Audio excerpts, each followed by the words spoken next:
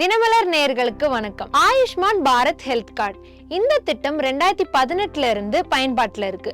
ஆனா இப்போ வரைக்கும் இது தொடர்பா பல சந்தேகங்கள் மக்கள் இடத்துல இருந்துட்டு இருக்கு. PMJ பிரதான் மந்திரி ஜன் ஆரோக்கிய யோஜனாக்கு கீழே தான் இந்த ஹெல்த் கார்டு திட்டம் வருது.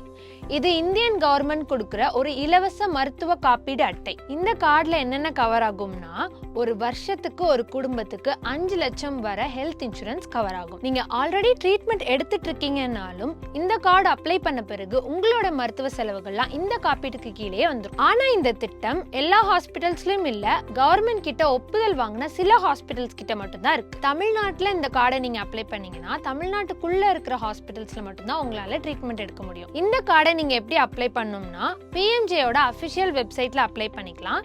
இல்லைன்னா இந்த திட்டத்துல இணைஞ்சிருக்கிற ஹாஸ்பிட்டல்ஸ்ல ஆயுஷ்மான் மித்ரா டீடைல்ஸ் வெரிஃபை பண்ணி கார்டு அப்ளை பண்ணிக்கலாம். மேலும் இது போன்ற தகவல்களுக்கு தினமலரை ஃபாலோ பண்ணுங்க.